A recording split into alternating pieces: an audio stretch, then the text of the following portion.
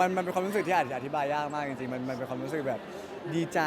ตื้นตันภูมิใจแล้วก็แบบรู้สึกขอบคุณด้วยแหละเอาจริงๆแล้วพวกเราสองคนเป็นแค่ส่วนน้อยแบบส่วนน้อยที่ได้แสดงออกมาข้างหน้าให้ทุกคนได้เห็นแต่ความจริงแล้วเบื้องหลังมันมีอะไรอีกเยอะมากทั้งคนแต่งเพลงทั้งพ่วงกับ MV พี่วันพี่แววคนแต่งเพลงพี่เอฟูพี่ก๊อฟหรือว่าจะคนคิดท่า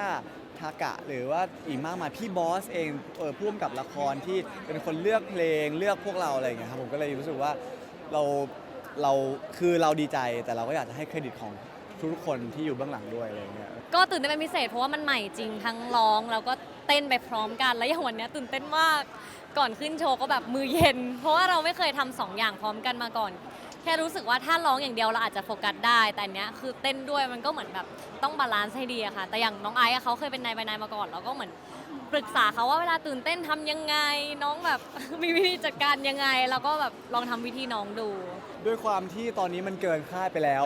เราเลยเหมือนเราไม่ได้หวังอะไรเพิ่มเติมนะครับผม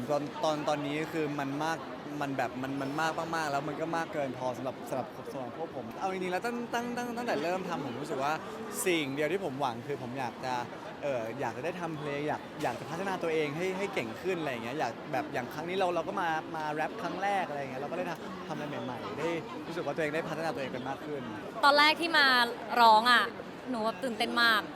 เพราะว่าไม่คิดว่าพี่เขาจะชวนเรามาร้อง ไม่คิดว่าพี่เขาจะวางใจให้เรามาร้องเพลงประกอบละครเลยซึ่งสำหรับหนูมันแบบยิ่งใหญ่มากๆ ก็เลยค่อนข้างที่จะแบบตั้งใจมากไปเรียนร้องเพลงเพราะว่ามันมีบางท่อนที่ค่อนข้างเสียงสูง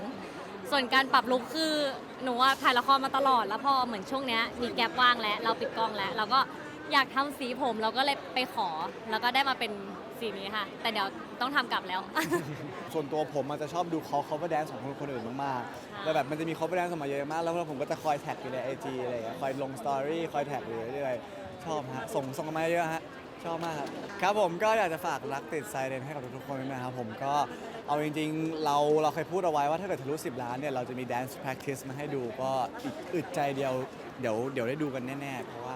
ช่วงนี้เรามีคอนเทนต์อีกมากมายให้ทุกคนได้ดูเนาะเพราะฉะนั้นตอนนี้ รออีกแป๊บเดียวเราจะได้ไปดู Dance Practice แล้วทุกคนจะได้ฝึกแบบเต็มทั้งเพลง แล้วก็แกะกันอย่างแบบสนุกสนานแล้วก็เดี๋ยวเราไปเต้นไปด้วยกันนะอย่าลืมนะฮะนาดาวมิวสิกช่องใน YouTube ครับผม ใช่ค่ะ ฝากช่องนี่แหละค่ะ ก็กดกระดิ่งไว้ก่อน แล้วก็ถ้าคลิปลงเมื่อไหร่นี้เราก็จะเห็นทันที แล้วก็ฝากเพลงของน้องบิวกินด้วยที่ร้องไปเมื่อกี้ พวกหนูแบบอยากร้องมากเพิ่งรู้ว่าเพลงน้องเพราะขนาดนี้ก็ฝากด้วยนะคะ You Are My Everything ค่ะ